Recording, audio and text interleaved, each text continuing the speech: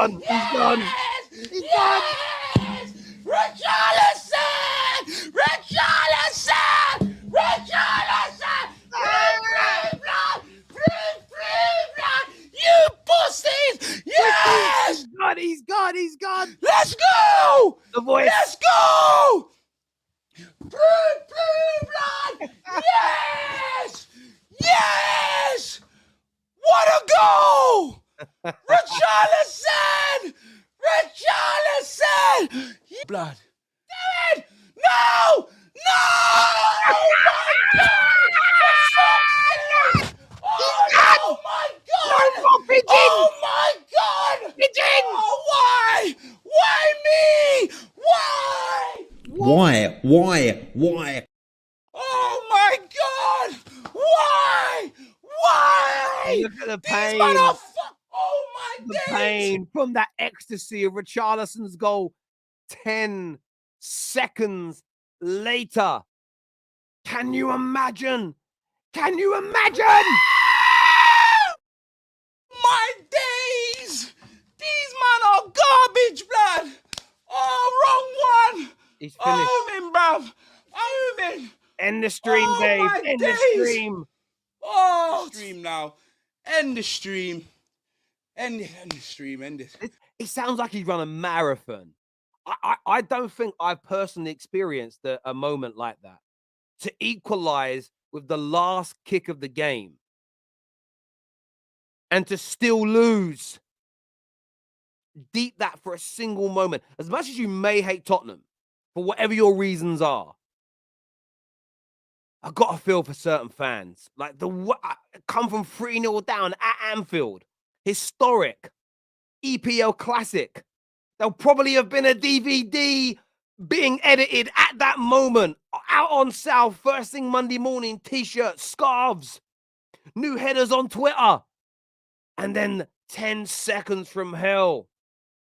Honestly, I genuinely believe virgins could last longer than 10 seconds. Damn! It's in! It's in!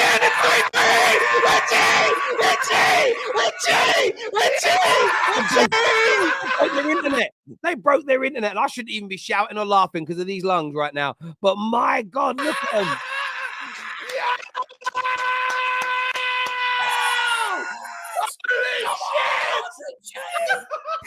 I told you I had fixed it. They're doing the pigeon. Look at them. Look at He's telling me. That's what he's doing. He's saying, shut up, Sean. Come on. Wow. They don't know what's coming, but we all do. The pigeon's going on. Pigeon celebration, lads. Kentucky Fried Pigeons.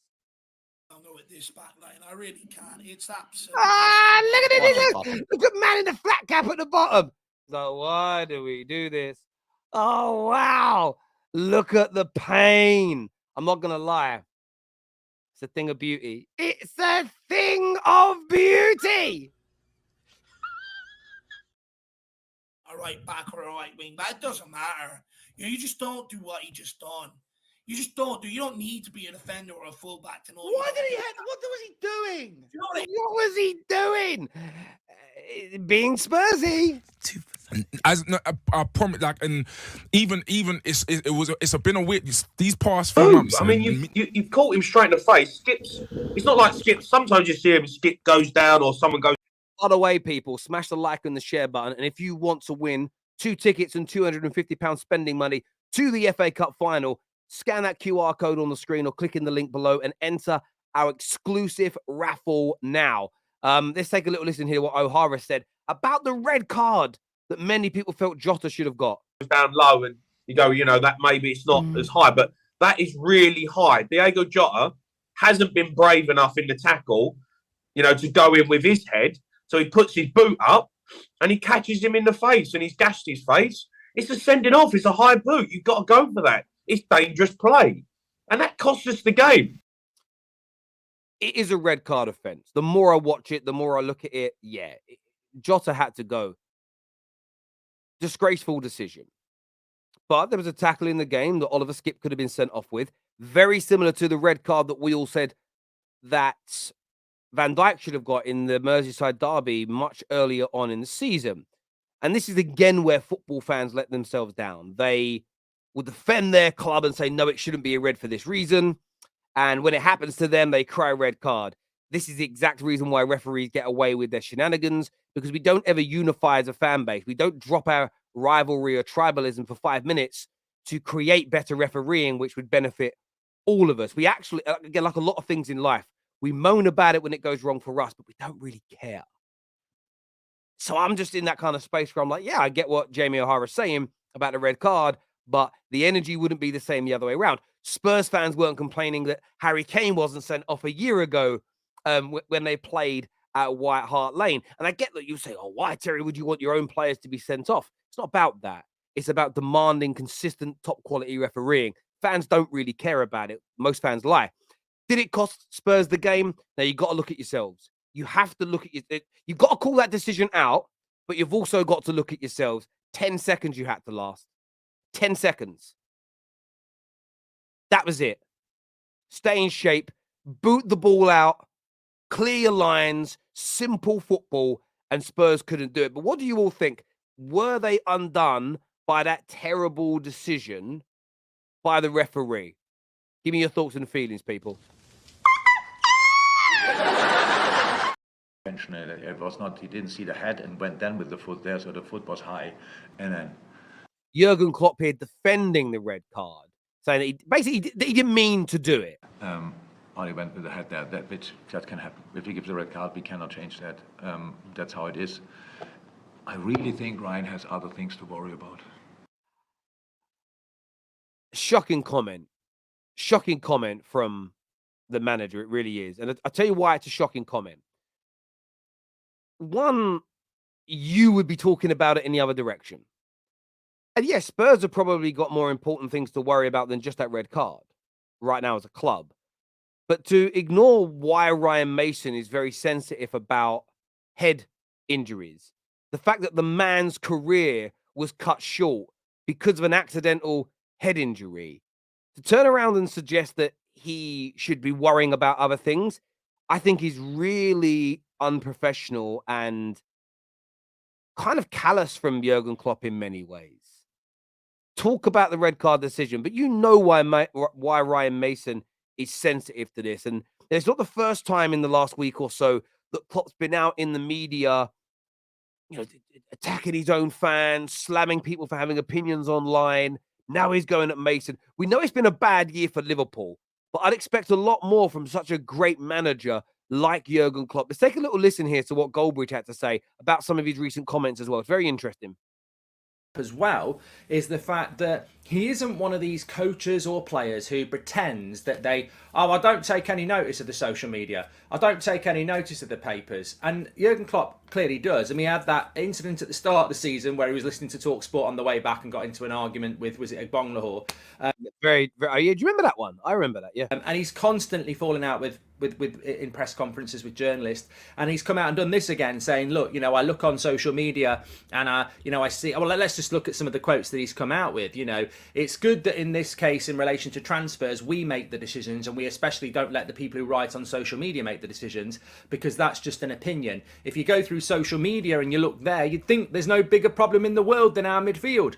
I understand it 100%, but you know what? I understand this season makes people nervous. I understand that, but we're not ourselves in big parts of the season. That's it. But we still have to make good decisions and not panic." See, I want to listen to what Goldbridge has got to say, but Liverpool fans keep coming for me and saying that I'm misquoting Klopp. There's no misquote there. He's basically saying, paraphrasing here, I don't want to see opinions on our transfer window from fans because they don't know what they're talking about. That's why I said whatever we do in the summer, it'll be enough for the people in first place. That's how it is. But effectively, he did go on to say that I saw I was shown something on social media the other night about Joel Matip playing and Curtis Jones playing. Not a lot of people wanted them to play, and we won 2-1. I mean, I think it's fantastic that you've got a manager out there that is openly doing what they all do it. Like, I know it. The amount of times you get pictures in the dressing room after a result and you see all the players on their phones. I mean, this is not 1988. It's 2023. Footballers get paid good money, and they do the same things that you do. They don't just all go and play golf or play career mode on FIFA. They're on social media, and they're not robots. They love to read about themselves, and a lot of them, they want to read positivity, but they read the negativity as well, as Jurgen Klopp clearly does there. It's interesting, isn't it? Because I think this season Jurgen Klopp has become very defensive of what he's built, and that's partly it. I agree with a Liverpool fan said to me, but Klopp knows more than any fan. And you're right, he does. And he's paid big bucks for his opinions to put them into practice, and fans are not. But I don't want to live in the world where managers are telling fans to not have opinions. Fans are allowed to express themselves.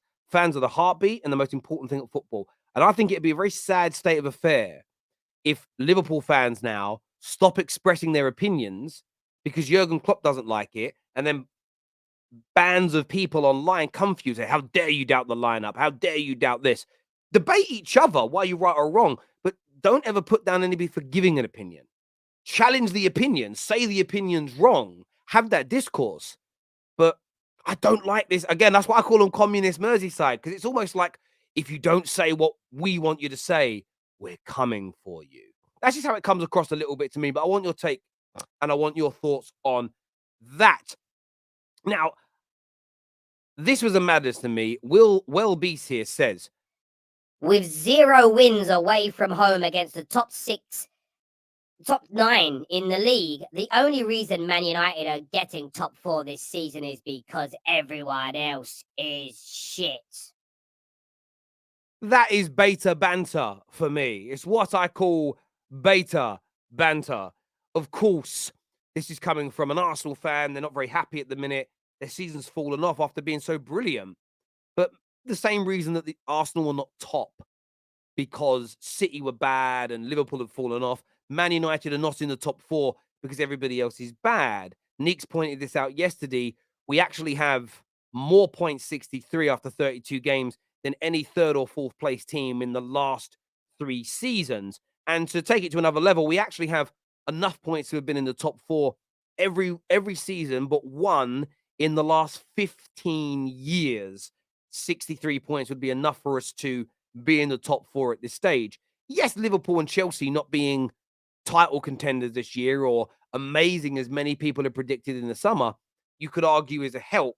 But that logic applies to Newcastle as well. That logic stands for Arsenal in the league. If 1 or 2 things were different this year, who knows the ramifications and the butterfly effect of that? It's just, again, as I say, it's more beta banter that has now become a really big thing online now, to just kind of project your own frustrations and anger in the world out on others. Man United are in the top 4 on merit. Man United are on the top 4 because we've won more games than our competitors. There is no such thing as fake firsts or fake seconds or fake 3rd places, fake winning of trophies, fake goals, all of it. A few years ago, scoring penalties, we're being told weren't real goals. That is beta banter. Recently, I've been told that an assist from a corner, being good at taking corners, shouldn't really be an assist because it's a corner. Again, beta banter. It makes no sense. How is being a good penalty taker or a good corner taker a negative thing or something not to be celebrated? This is the way the world has gone now. Whenever somebody that you dislike is achieving something, we try to rip apart what it is that they have done. And all we're going to do now on the terrace, when we see this lazy analysis, whether it's about Man United or rivals, we're going to be calling it out as beta banter. And we have to do it because it's becoming boring now. You're ruining banter by adding the beta part to it. So yeah, for me, that there from my man, Well Beast, is absolutely beta banter. Viewers, make sure you smash the like and the share button before you go. Subscribe to the terrace. Until next time, take care. Goodbye. God bless. And we'll see you all again soon. Peace.